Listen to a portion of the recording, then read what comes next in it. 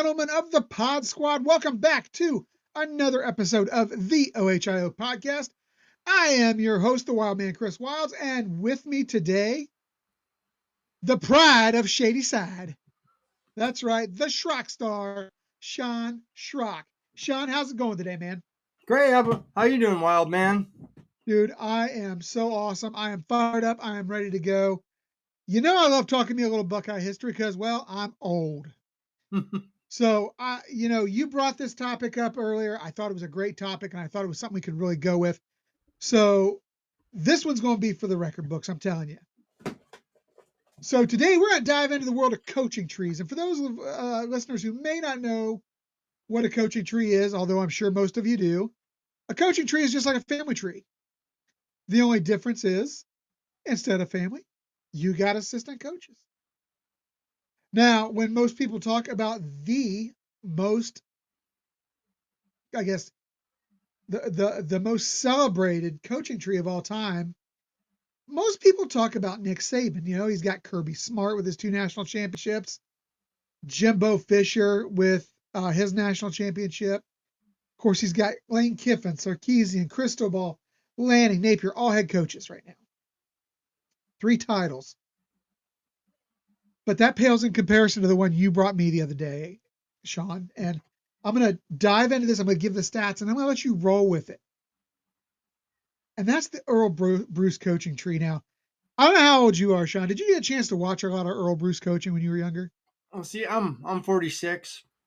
So My you're in first that group. my first memory, that I really remember of Ohio State football was watching him get carried off the field at the end of the Michigan game, his last game when they won, and my mom was in tears because my mom had him as a teacher at Sandusky High School, and he Oh, actually wow. coached 2 of my uncles in high school football at Sandusky. So I mean, what's crazy is like everybody in my mom's generation can remember where they were when John Kennedy was shot. Yes.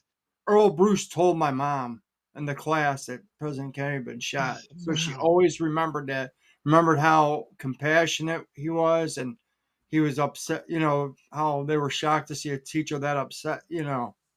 Just she could tell Yeah. how much he cared for, how much of a caring person he really was. So she always had a big, soft spot in her heart for Earl, and she was kind of upset that they fired him. So she was kind Yeah, of in tears. definitely.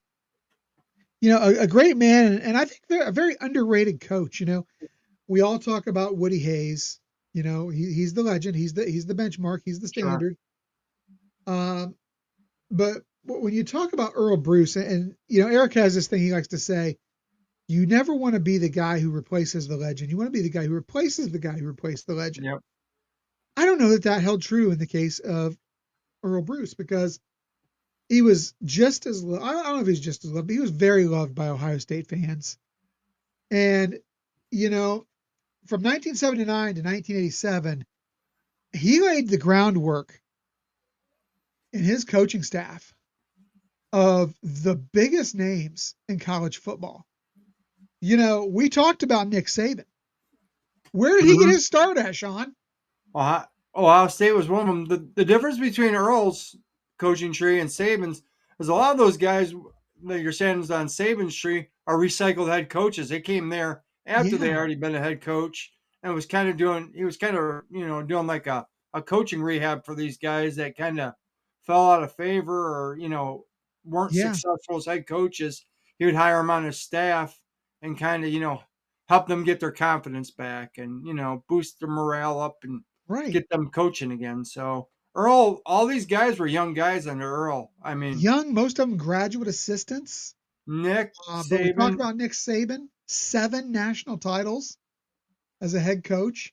And then you go to Urban Meyer.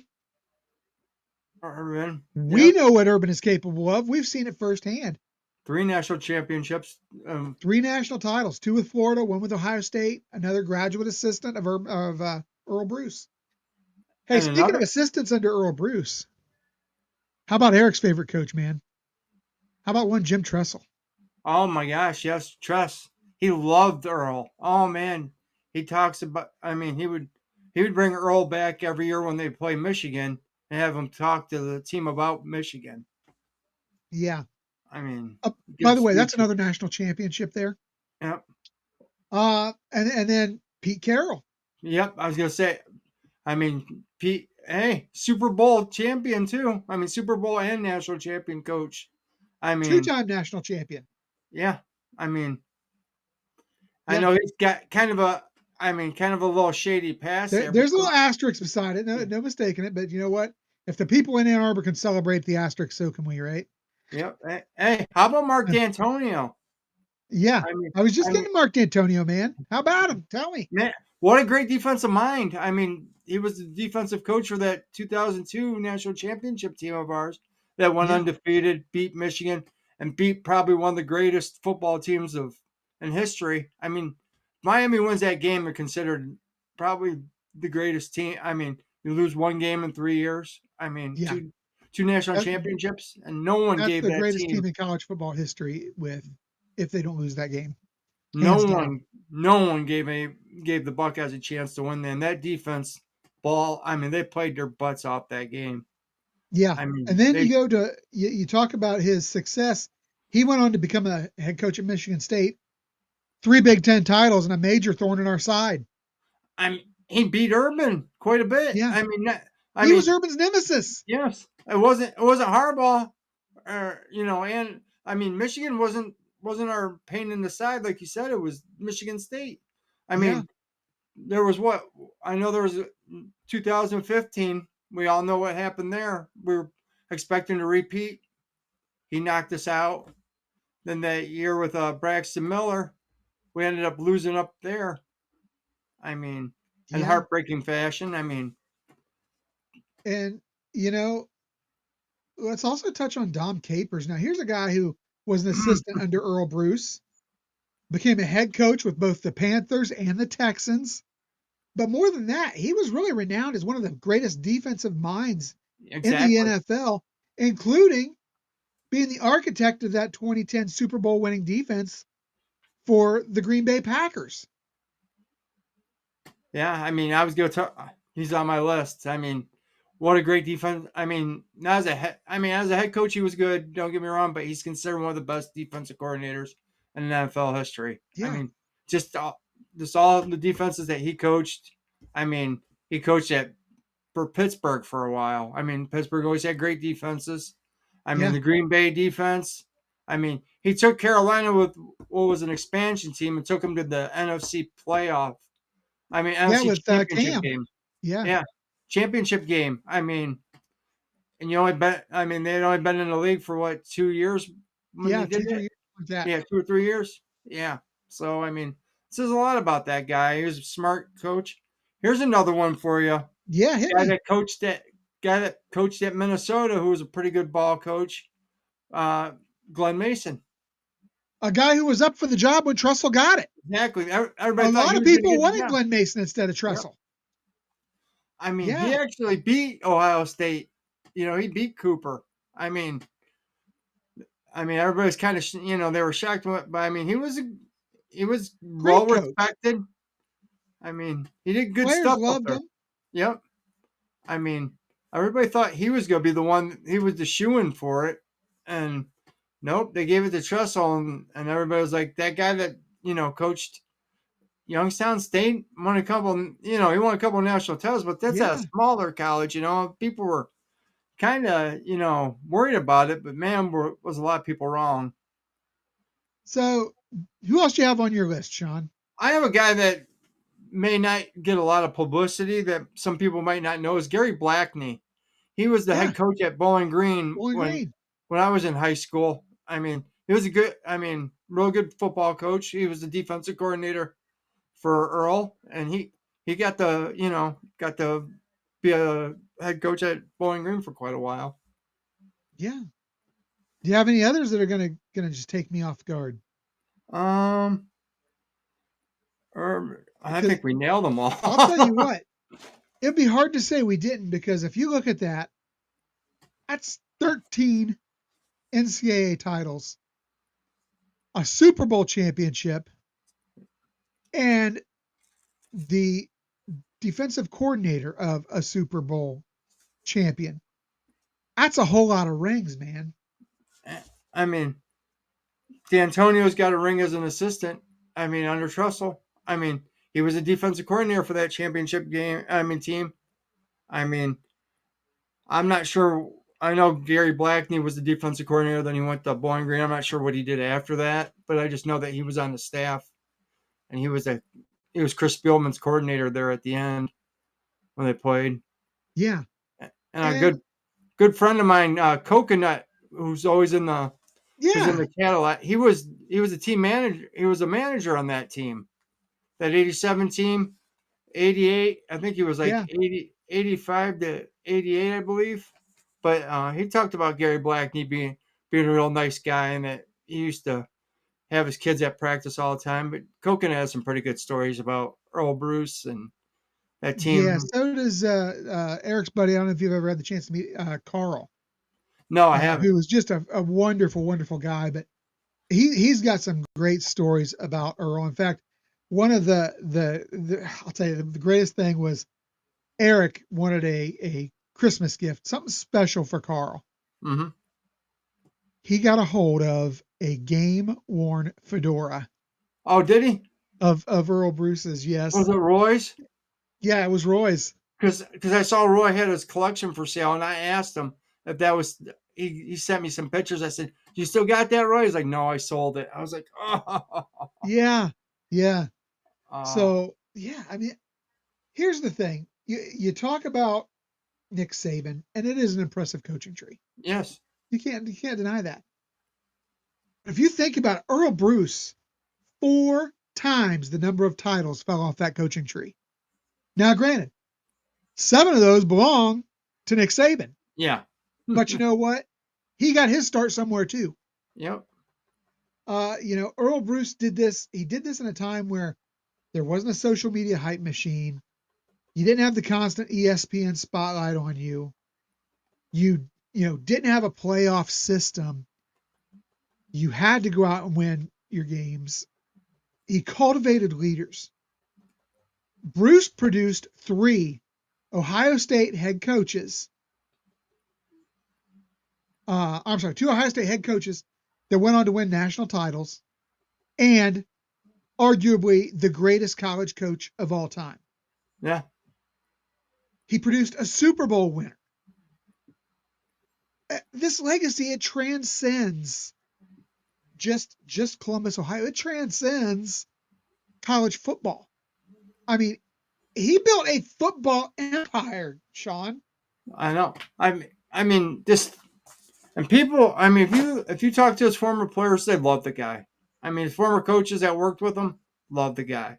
I mean, it's just the boosters got mad because he would lose, three games a year, and that's he got called what was his nickname? 9-3 Bruce or Yeah, but here's the thing: if you're the head coach of Ohio State in today's era and you're 9-3, I would say there's about a 70% chance you're still making the playoffs. yeah, exactly.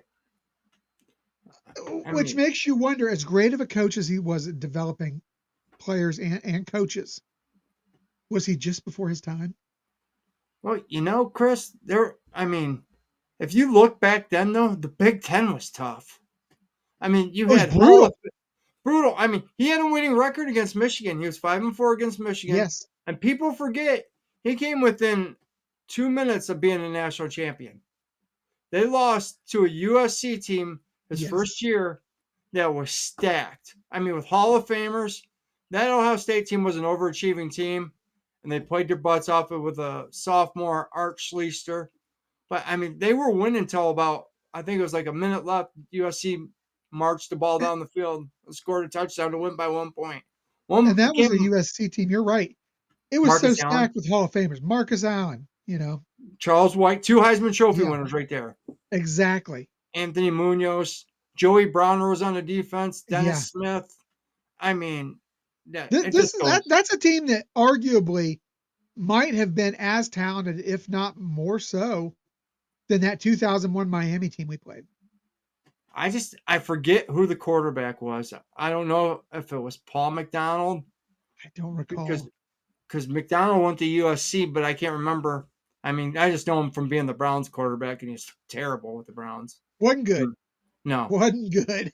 but he came from USC, so I'm not sure if he was the quarterback for that team. But man, they played that Rose Bowl, and Ohio State was winning until about a minute. I think there was about a minute left, and they gave up the lead at the end. But those guys, I mean, it's kind of like they weren't expected to be in that game either. And that team, I mean, if you Yeah, remember, that team Woody had lost 3 straight years to Michigan, and that team hadn't been winning 10 games or 11 games like they were used to.